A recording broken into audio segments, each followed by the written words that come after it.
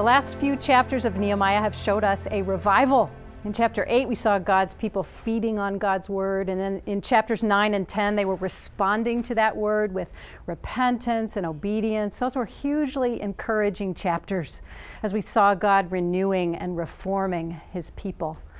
But what happens when a revival is over? That's the question for this session. True revival should bring good results. In a previous session, I mentioned Anne and Adoniram Judson, who were among the first American overseas missionaries, the early 1800s. It's amazing to see the gospel passion that burned in their hearts and to learn about how the fire of that passion was kindled. Those young people who first boarded ships to take the good news to foreign lands had had their teenage hearts set afire by the Second Great Awakening, the revival that swept New England at the start of the 19th century. The earliest American overseas missionaries were the fruit of a revival. Nehemiah chapters 11 and 12 show several results of revival as these people process the spiritual awakening they've been experiencing. The magnificent worship celebration dedicating the rebuilt wall is at the heart of this section, but it's encased on either side by seemingly more mundane activities like repopulating Jerusalem on the one hand and organizing temple personnel on the other. Let's take these results as they come in the text. First, in chapter 11 comes the repopulation of Jerusalem. The temple had been rebuilt under Zerubbabel, and now they've finished the wall, but now they need a critical mass of people to live inside. We read earlier that Jerusalem was large but deserted, full of broken down houses. From the first two verses of chapter 11, it's clear that not many people want to move in. Living conditions were much more attractive in the hills and towns all around. The leaders were there, but they need many more to restore this city to life. And so they cast lots in order to choose, or really to ask the Lord to choose, 1 out of 10, it says, 1 out of 10 of them to come and live in Jerusalem. This repopulation program is a big deal for a lot of reasons. Of course, the place we make our home is important to us human beings. Many of us could tell stories about long searches at various points in our lives to find just the right place to settle down, especially if we had a certain idea of what we were after. I'm sure these returned exiles had dreamed of getting back to their land and settling down in certain places in certain ways, but now some of them would have to adjust their dreams. Verse 2 of chapter 11 is beautiful. It shows their godly, their cooperative spirit.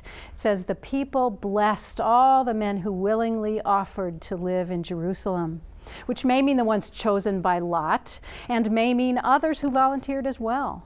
Surely their hours of studying God's law together and feasting and praying and repenting together are here bearing good fruit in their peacefully working out a plan for Jerusalem's flourishing. But there's more at stake in the repopulation of Jerusalem. This isn't just any city. This is the holy city, as Jerusalem is repeatedly called here. This is the city where God in the past has blessed his people with his presence. This session's commentary references 2 Samuel 7, which describes King David joyfully bringing the Ark of the Covenant to Jerusalem, where he wanted to build God a house, but where God promised to build David a house that would last forever. It was David's son Solomon who built the temple in Jerusalem, the temple that at its dedication was filled with the Lord's presence in such an overwhelming cloud of glory that it knocked the priests off their feet.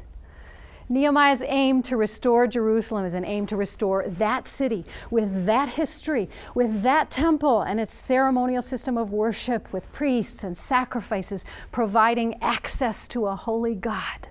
This restoration of communion with God in Jerusalem's temple truly brings the exile to an end for God's people. The revival then results first in the repopulation of Jerusalem as the center of God-ordained worship. It makes sense to find all these next paragraphs in chapters 11 and 12, tracing the lines, especially of priests and Levites and many who are related in some way to Jerusalem's temple worship. These sections lead directly into the second result of revival, which is the worship celebration itself. There in the heart of chapter 12, beginning in verse 27. This worship celebration, dedicating the wall, is like a burst of praise in the text. It's almost like coming on a live interactive link that opens up colorful sights and motion and ringing music. The scene is just full of amazing pageantry and carefully orchestrated music to accompany the drama.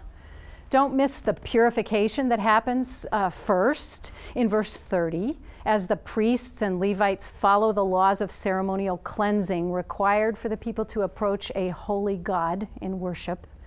And then with Nehemiah directing it all, here come these two great choirs of thanksgiving. Apparently they begin together at a certain point on the rebuilt wall, and then they process along the wall in opposite directions, one to the south, one to the north, all the while singing and playing their musical instruments, with Ezra and one group accompanying one choir, and Nehemiah and another group accompanying the other. You have to wonder how many choir practices and dress rehearsals all this might have required. You have to wonder, too, whether they might be feeling just a few licks of satisfaction in recalling, do you remember Tobiah's jeers about how the wall would break if even a fox went up on it? After this grand processional, everybody ends up together in the house of God for more singing and great sacrificing, a kind of climax of joy. How many times does joy appear there in verse 43? That verse is a climactic one as it tells of all the people's joy. And don't you love that special notice of the women and children? It tells of the witness of their joy, and that lovely final phrase, and the joy of Jerusalem was heard far away. Joy will out. Joy echoes far and attracts notice in a world where real joy is way too scarce. I imagine you have found too, that showing joy often draws unbelievers in a powerful way because people are really hungry to be joyful and they just don't know where to find that kind of food. What a glorious picture here of joy echoing out of Jerusalem. Verse 43 also tells the reason for their joy, and it's not just that they're done with the wall in record time. Notice the wording, for God had made them rejoice with great joy. This celebration is about what God has done. When we think of worship, we tend to think first of our own praises, our own experiences, our own responses, and surely all that is important. But biblical worship is God-focused. It is grounded in what God has done for us. These people have been worshiping already, filling themselves. We've seen it with God's law and the record of God's merciful deeds on behalf of his people. They are full of it, and that's why they're singing. These are choirs of thanksgiving to God. This is worship in God's place according to God's law, and the joy of it comes from God himself. What a challenging picture of revival that just keeps overflowing into joyful worship. If we don't know such joyful, God-centered worship, we can pray for it, for ourselves and among God's people, and we can do everything possible to foster it, starting with ourselves and those around us, doing our best to take in God's word substantively and deeply. As we saw back in chapter 8, that's the first step in worshiping the Lord with this kind of joy. Well, we're watching the results of revival, and we've seen first a repopulation project to restore Jerusalem as the center of God-ordained worship. Second, we've seen the actual corporate worship, the joyful worship of God's people. And finally, third, we see an institutionalizing of the progress they've made. Chapter 12 ends there in verses 44 to 47 with a solidifying of the structures necessary to keep these results happening. Certain men are appointed to be in charge of certain offerings for certain temple sacrifices and certain temple workers. It all has to be organized and supported, or else the rush of revival passion can just flare up and then disappear. We can tell they've been consulting the book of the law here. They're intent on following the law's requirements for offerings to support the temple and the priests and Levites. They're also following the patterns of musical worship set up by King David. They haven't lost their sense of continuity and identity as God's people. Now, if you're not an organizer kind of person, this final section may seem sort of, well, institutional to you, but if you are an organizer, or even if you're not, you might just get excited about how God's people capture spiritual momentum in the structures God ordained to keep it going day after day, week after week, worship gathering after worship gathering. Most of our lives don't get lived in a rush of passion, do they? Most days are pretty ordinary and need structure to keep us moving in the direction of God's purposes. We need Bible study groups to keep us accountable. We need to gather with fellow believers in local congregations week by week with the right leaders in place. And we need to support the church faithfully and regularly with our money and our time and our prayers. Back in Nehemiah's time, God meant for the ceremonial temple worship to continue faithfully and regularly for purposes that are now very clear. These people were paving the way by faith according to God's promises, and those promises all pointed ahead to Jesus. Think of it. All our human longings to find a place, a home, a city like Jerusalem, all those longings find their answer finally and only in Jesus. In Him we find life because He came and laid down His life for us as the final sacrifice. After all those sacrifices offered by all those priests, Jesus came and offered Himself as the perfect sacrifice for our sin in our place on the cross.